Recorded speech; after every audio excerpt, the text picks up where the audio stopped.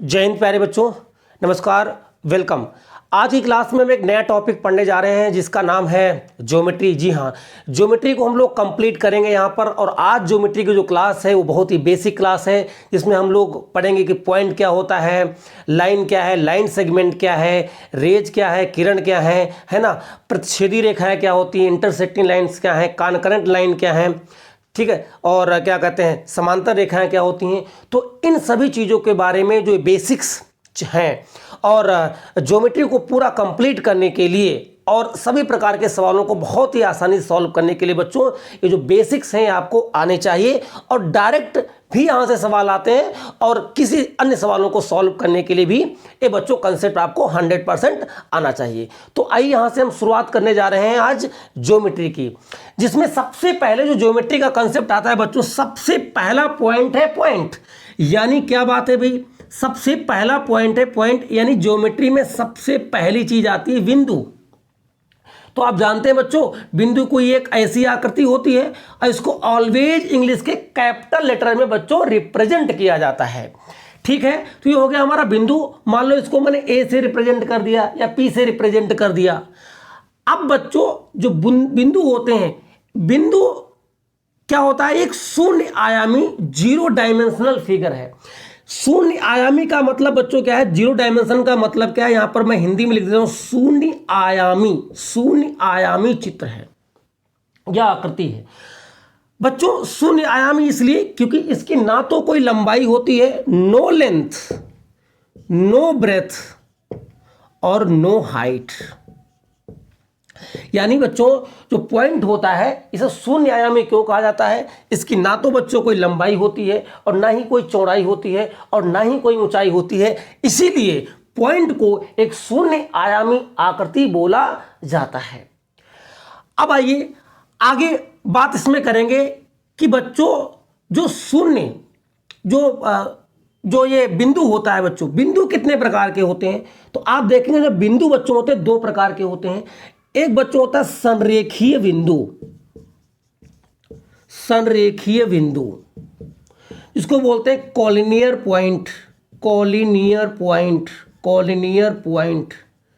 बच्चों ये क्या होते हैं, संरेखीय बिंदु क्या होते हैं बच्चों, वह बिंदु जो एक सीध में होते हैं, इन अ स्ट्रेट लाइन। ऐसे बिंदु जो एक सीध में होते हैं, एक स्ट्रेट लाइन पर होते हैं, उन्हें संरेखीय बिंदु कहते हैं। जैसे बच्चों इधर देखो, ये सारे बिंदु एक सीध में है तो ये संरेखीय बिंदु कहलाएंगे। इनको बच्चों रिप्रेजेंट कर सकते हैं ए, बी, सी, डी और ई से। अब इनका रोल क्या है ज्योमेट्री में, अगर कोई आपसे बोले कि एक लाइन को बनाने के लिए किस प्रकार के बिंदुओं की आवश्यकता होती है, तो आप बोलेंगे संरेखीय बिंदुओं की आवश्यकता होती है। आपसे बोला जाएगा एक किरण को बनाने के लिए किस प्रकार के बिंदुओं की जरूरत होती है, तो संरेखीय बिंदुओं की आवश्यकता होती है। आपसे बोला जाएगा एक रेखा खंड को बनाने के लिए किस प्रकार के बिंदु की जरूरत होती है, तो आप बोलेंगे संरेखीय बिंदु की जरूरत होती है। ठीक, आइए बच्चों दूसरी बात आपको बताते हैं हम। एक होता है असंरेखीय बिंदु, असंरेखीय बिंदु, असंरेखीय बिंदु यानी non collinear point, non collinear point. बच्चों संरेखीय बिंदु एक सीध में होते हैं, तो असंरेखीय बिंदु बच्चों ये एक सीध में नहीं होते हैं। तो बच्चों कैसे होंगे, ये इधर उधर प्राप्त होंगे, एक इधर होगा, एक यहां पर होगा, एक इधर होगा। तो जैसे ए, बी, सी और बच्चों डी।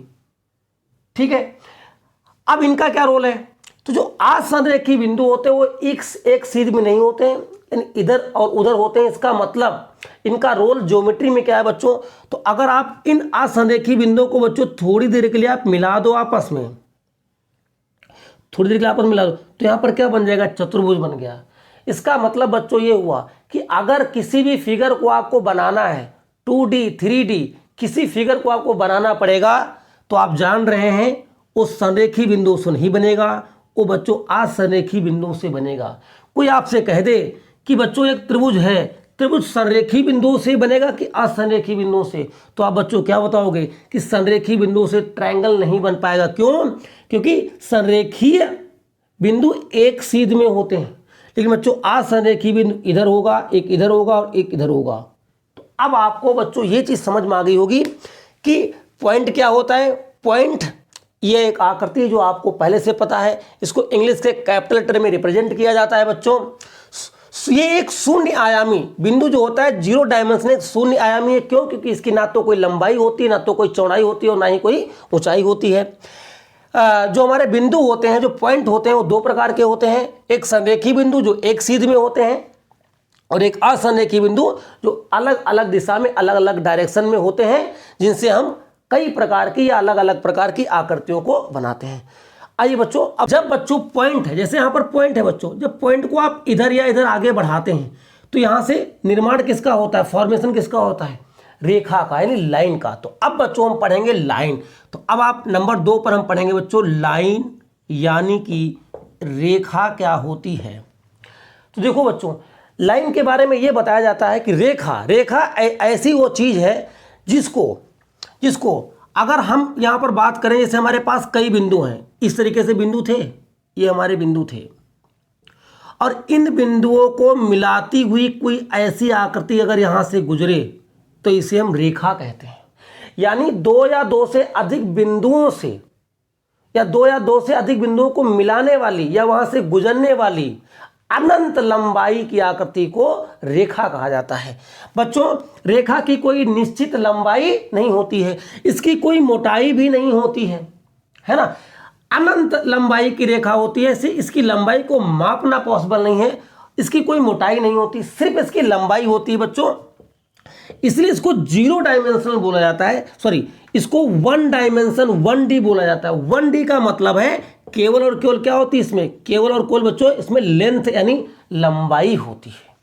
तो आपने क्या देखा, जो लाइन है, जो रेखा है, वो कई बिंदुओं को मिलाने वाली एक आकृति है जिसकी लंबाई निश्चित नहीं होती है और इसकी कोई मोटाई नहीं होती है।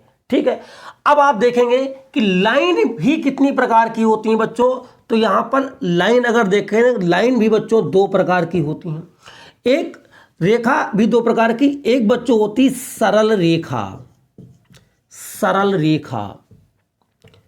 Straight line. अब बच्चों सरल रेखा क्या है, आप जानते हैं ये सारी की सारी रेखाएं क्या हैं, सरल हैं। ये भी रेखा आपकी क्या है, सरल है। तो सरल आप जानते हैं जो बिल्कुल एक सीध में होती हैं उन्हें सरल रेखा कहा जाता है।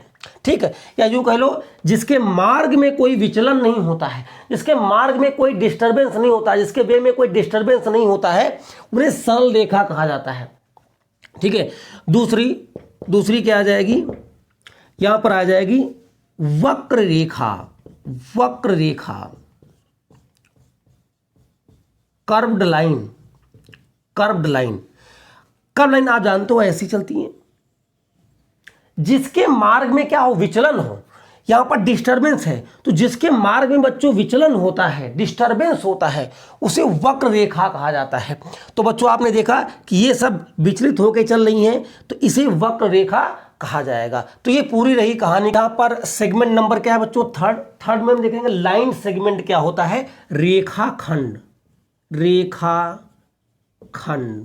Line segment. तो बच्चों अभी देखिएगा ध्यान से, अभी ये एक लाइन थी जिसकी अनिश्चित लंबाई थी। अगर इसी लाइन से आप एक निश्चित टुकड़ा काट लीजिए, यानी निश्चित एक टुकड़ा आप AB काट लीजिए बच्चों, AB, तो ये जो AB होगी, AB की अपनी कोई निश्चित लंबाई होगी, 5 सेंटीमीटर, 10 सेंटीमीटर, 12 सेंटीमीटर। तो इसे ही रेखाखंड कहा जाता है। क्या समझा आपने कि एक रेखा की लंबाई से जब एक निश्चित पॉइंटों से एक निश्चित लंबाई का टुकड़ा काटा जाता है, जिसकी अपनी कोई निश्चित लंबाई है, उसे ही रेखाखंड कहा जाता है। तो रेखा और रेखाखंड में मेजर डिफरेंस क्या है बच्चों, कि रेखा की अपनी निश्चित लंबाई नहीं यानी अनिश्चित लंबाई होती है, लेकिन रेखाखंड की एक निश्चित लंबाई होती है। ये मेजर क्या है, डिफरेंस है। बाकी रेखाखंड भी 1 डायमेंशनल यानी केवल इसमें लंबाई होती है, इसकी भी कोई चौड़ाई नहीं होती है। आप बच्चों एक चीज ध्यान दीजिएगा, ये जो दोनों तरफ जो एरो लगा हुआ है, इसको बच्चों कहते हैं, इस रेखा को रिप्रेजेंट करने का तरीका है, और ये बच्चों किसका है, रेखाखंड को रिप्रेजेंट करने का तरीका है। राइट। अब आइए बच्चों, यहां पर हम चौथी चीज आपको बता रहे हैं, और वो चौथी चीज क्या है? किरण। किरण यानी बच्चों रेज क्या होता है? देखो बच्चों, आप जानते हैं कि रेज जो होती है इस तरीके से होती है। तो रेज का बच्चों स्टार्टिंग पॉइंट तो होता है, लेकिन इसका कोई एंड पॉइंट नहीं होता है। ठीक है, स्टार्टिंग पॉइंट तो, लेकिन इसका एंड पॉइंट नहीं होता है। इसलिए जो किरण होती है, किरण की भी लंबाई क्या होती है? निश्चित नहीं होती है। इसकी भी कोई चौड़ाई नहीं है, यानी ये वन डायमेंशनल है। इसलिए इसको रिप्रेजेंट करने का तरीका बच्चों ये है, इस तरीके से इसको हम क्या कर देते हैं बच्चों? रिप्रेजेंट कर देते हैं। तो आपको बात समझ में आ गई। किरण जो होती है उसका स्टार्टिंग पॉइंट तो होता है, लेकिन एंड पॉइंट नहीं जा रहे हैं। प्रतिच्छेदी रेखाएं, है ना, प्रतिच्छेदी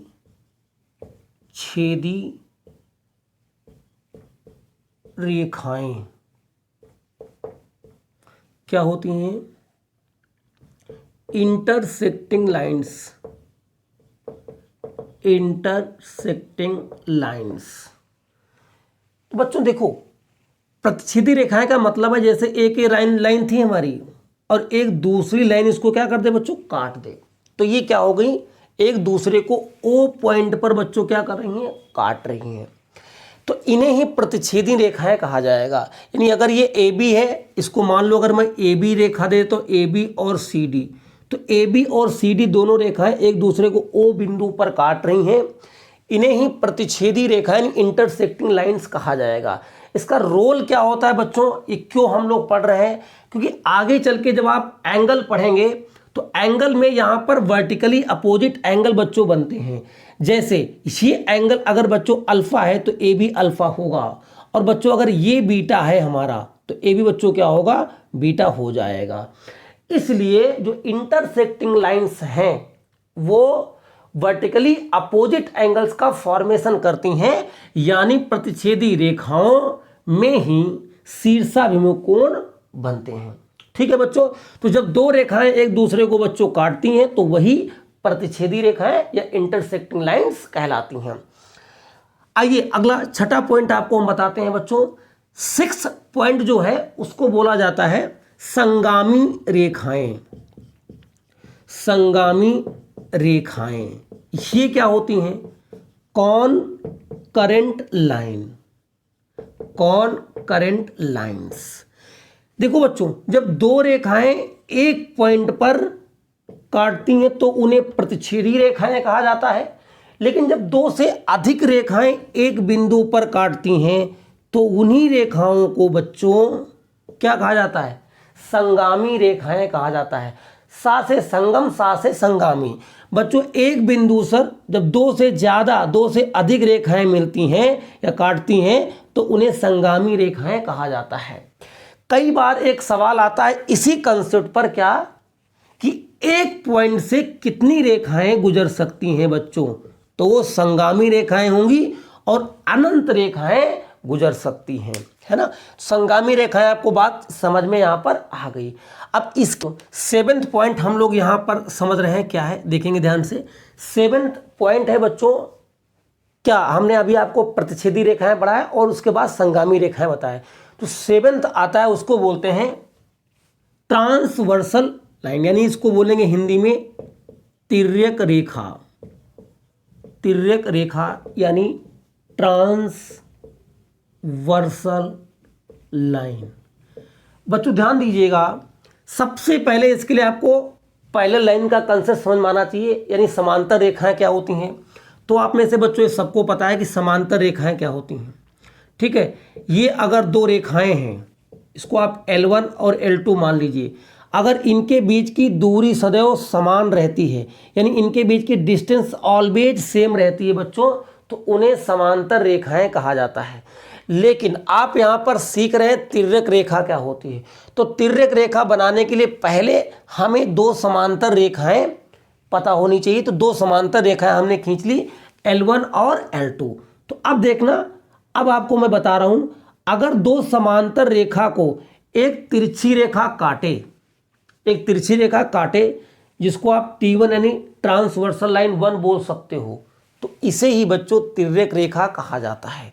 ध्यान दीजिएगा, जब दो समांतर रेखाओं को एक तिरछी रेखा काटती है या सीधी रेखा भी काटती है तो उसे ही तिर्यक रेखा कहा जाता है।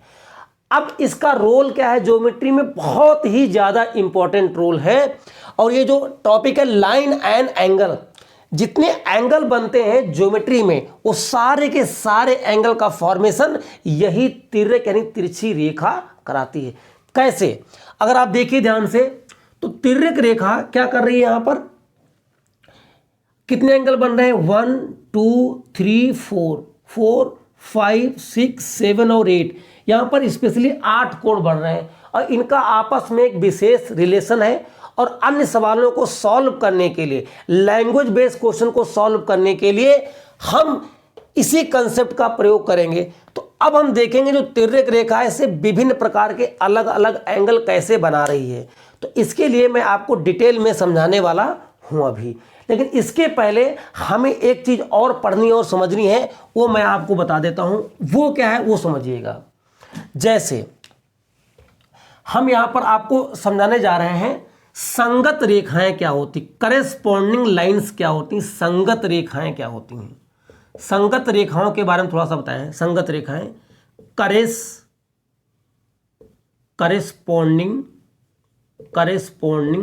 लाइंस क्या होती।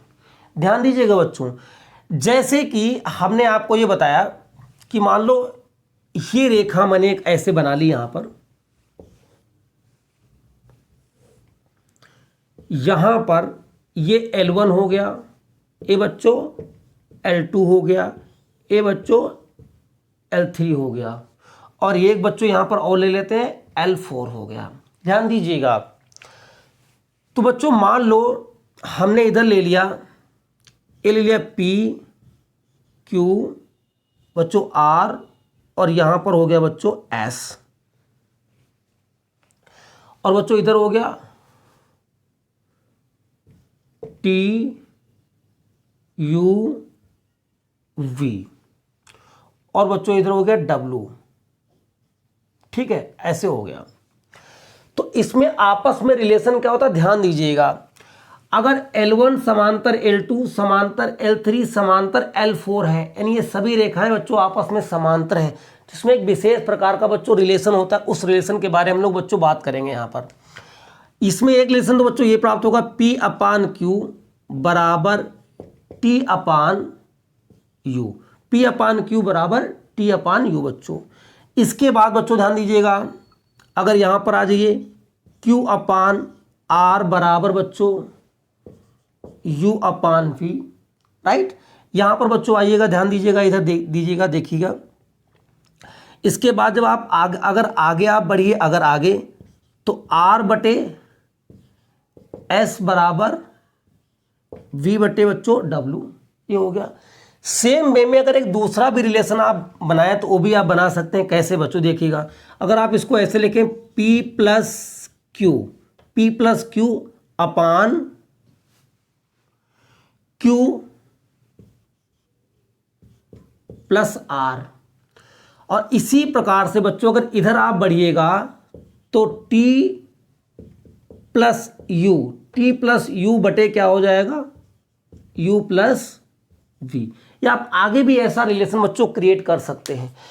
तो एक मैंने अलग से भी चीज़ें आपको बताने का प्रयास किया कि जो संगामी रेखाएं होती हैं, है ना, जो संगम रेखाएं, जो संगत रेखाएं होती हैं, सॉरी यहाँ पर संगत रेखाएं हैं, संगम नहीं, संगत रेखा लोग सीख लेते हैं इसमें। जैसे कि बच्चों एक लाइन है, ठीक है, तो ये जो लाइन है बच्चों सरल रेखा होती है। सरल रेखा यानी इसको जो स्ट्रेट लाइन बोला जाता है, और इसका टोटल बच्चों आप जानते हैं कितने डिग्री होता है, 180 डिग्री होता है।